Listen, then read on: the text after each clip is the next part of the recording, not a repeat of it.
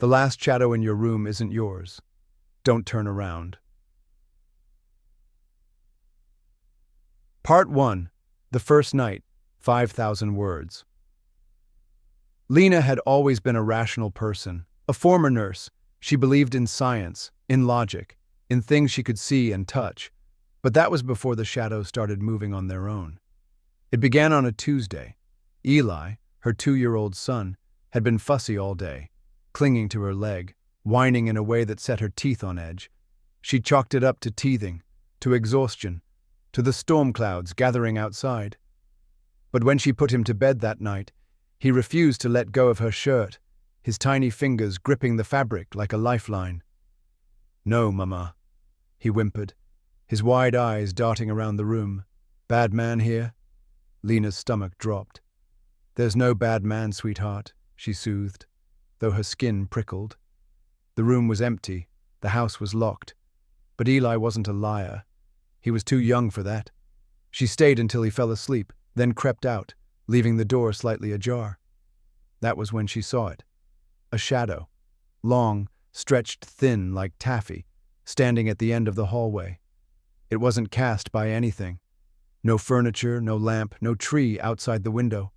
Just a patch of darkness that didn't belong. Lena froze. The shadow tilted its head. Then it stepped forward.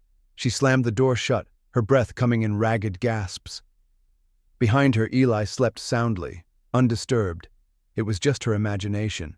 It had to be, but when she turned back to the hallway, the shadow was gone. The next morning, she told Mark. "You're exhausted," he said, sipping his coffee. "Night shifts at the hospital, a toddler. It's stress. Your brain's playing tricks on you." Lena wanted to believe him, but that night, it happened again. She woke to the sound of giggling. Not Eli's laugh, something off, like a recording played backward. Her bedroom was ice cold. The baby monitor on her nightstand flickered, the screen showing Eli's room. He was sitting up in his crib, staring at something just out of frame. Then the shadow stepped into view. Tall, thin, arms too long, fingers twitching like insect legs. It leaned over the crib. Lena screamed. The monitor cut to static. She ran to Eli's room, her heart pounding so hard she thought it might burst. The door was locked. From the inside, she pounded on it, sobbing Eli's name. Then, silence. The door creaked open on its own. Eli was asleep, curled up as if nothing had happened. But on the wall above his crib, written in something dark and wet, were 2 words. "Don't look." Part 2. The Investigation, 2,000 Words. Lena called the police. They found nothing. No forced entry, no fingerprints. The substance on the wall, water, just water. "Kids see things sometimes," the officer said, shrugging. "Imaginary friends, monsters under the bed. It's normal." But Lena knew better. She set up cameras, voice recorders, a motion-activated light in Eli's room. The first night, the light turned on at 3:17 a.m. The camera footage showed Eli sitting up, smiling at the corner of the room. Then the shadow emerged from the wall. It crouched beside the crib, its elongated fingers stroking Eli's hair. And Eli. He reached back. Lena deleted the footage. She couldn't let Mark see. He'd think she was crazy, but she wasn't crazy. She was terrified. Part 3. The Truth, 2,000 Words. Lena dug into the house's history. The previous owner, a reclusive widow, had died in Eli's room. She was a sweet woman, the neighbor said, but she always talked about her friend, said he lived in the walls. Lena's blood ran cold. That night she heard it, a whisper from inside the nursery wall. "He's mine now." She tore the wallpaper down. Behind it, scratched into the plaster, were hundreds of names, children's names, and at the bottom, freshly carved, Eli. Part 4. The Escape, 2,000 Words. They left that night. No packing, no goodbyes, just Eli in her arms, the car speeding toward the highway. But when she glanced in the rearview mirror, the shadow was in the back seat, its grin stretched too wide. "You can't run," it whispered. Lena slammed on the brakes. The back seat was empty. But Eli was crying, and on his tiny wrist, like a bracelet of bruises, were 5 finger-shaped marks. Conclusion. The warning. They never went back, but sometimes when Lena tucks Eli into bed, she sees it, just for a second. A flicker of movement, a shadow that doesn't match her own. And she knows. It followed them. So if you're alone right now and you feel something behind you, don't turn around. It's already there. Cue slow, eerie music, fade to black. Comment below. Have you ever seen a shadow that didn't belong? The last shadow in your room isn't yours. Don't turn around. Introduction. The night is quiet, too quiet, the kind of silence that presses against your eardrums like a weight, broken only by the distant creak of a floorboard or the whisper of wind against the window. You're lying in bed, scrolling through your phone, when you notice it.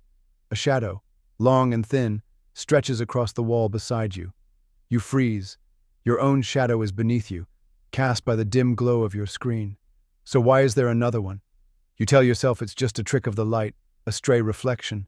But then, it moves, slowly, deliberately, and you realize with a sickening drop in your stomach, the last shadow in your room isn't yours, and whatever cast it is standing right behind you.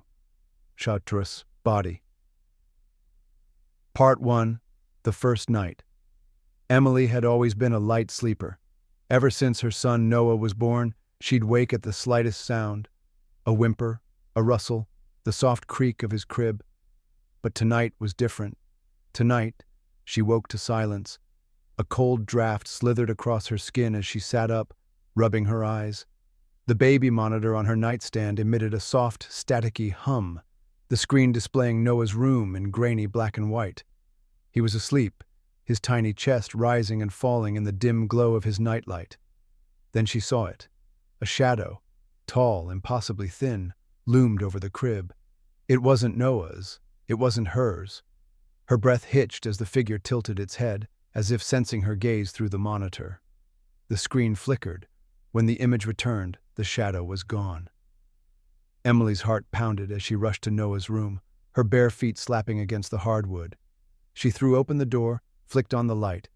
Nothing. Just Noah, sleeping peacefully. Just my imagination, she told herself. But the next night, it happened again. Part 2. The Whisper in the Dark.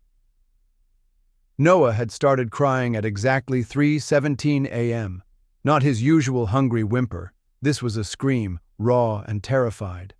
Emily bolted upright, her pulse roaring in her ears. She didn't need the monitor this time. She could hear it. The whispering.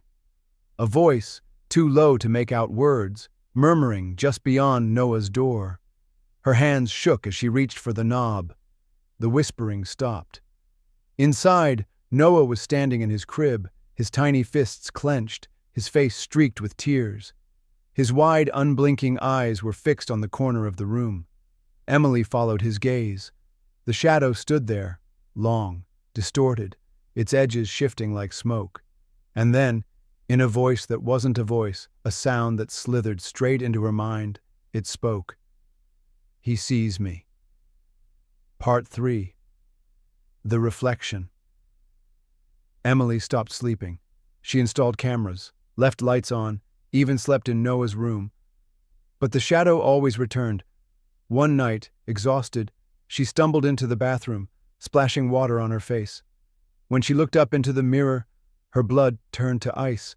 Behind her, in the reflection, the shadow stood, closer than ever, its hollow eyes locked onto hers. Don't turn around, her mind screamed, but she did. The moment she turned, the lights went out. Something grabbed her. Conclusion. The police found Emily's phone on the bathroom floor recording. The video showed only static, until the very end. A single whispered phrase, barely audible. Noah sees me now too. Noah was never found. Some say if you listen closely in the dead of night, you can still hear a child's laughter and the whisper of something that shouldn't be there. So, tonight, before you go to sleep, check the shadows in your room. And if you see one that doesn't belong to you, don't turn around. Did you hear that? Like and subscribe for more chilling tales if you dare. The last shadow in your room isn't yours. Don't turn around. Part 2. The Whispering Walls. Detective Sarah Vance had seen her fair share of disturbing cases, but nothing like this. The Carter's house stood silent, its windows dark despite the midday sun.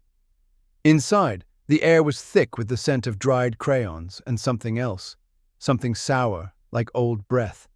The walls were covered in Noah's drawings, each one more unsettling than the last. Stick figures with elongated limbs, hollow eyes, and mouths stretched too wide. Sarah's partner, Detective Harris, scoffed. Kids got an imagination, that's all. But then they found the closet.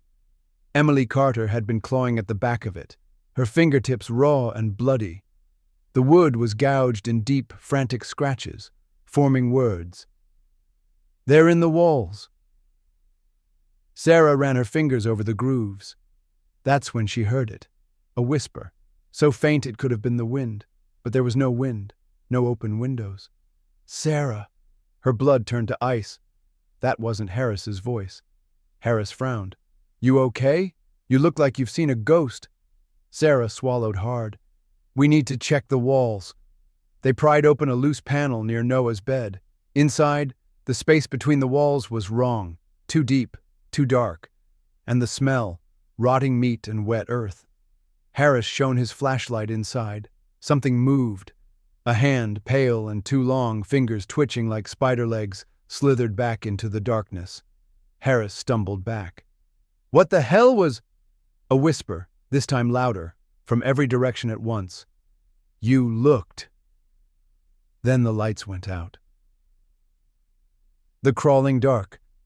Sarah didn't remember running. 1 second she was in Noah's room. The next she was outside, gasping for air, Harris beside her, his face ashen.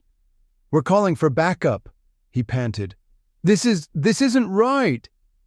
But when backup arrived, they found nothing. No hidden passages, no signs of intruders, just a grieving mother's breakdown, they said. Just a tragic missing child case. Sarah couldn't let it go. That night, alone in her apartment, she studied the photos from the case, zoomed in on Noah's drawings. That's when she noticed it. The same figure, over and over, but in one sketch, its mouth was open. And inside its mouth, another face. Sarah's breath caught. She leaned closer. A floorboard creaked behind her. The air grew heavy, colder. She didn't want to turn around, but she did. The face in the dark.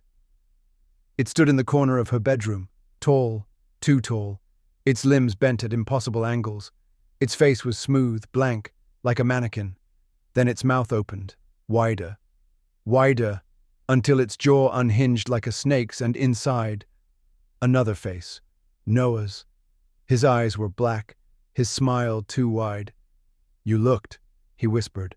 Sarah tried to scream, but the thing was already moving, its bones cracking as it lurched forward. The last thing she saw was the darkness rushing toward her. The last thing she heard was Noah's voice, giggling, Now you live in the walls too. Final scene, fade to black with the sound of scratching from inside the walls. Engagement prompt. Would you have turned around, or would you have listened and never looked? For more chilling tales, subscribe and hit the bell, and remember, check your shadows tonight.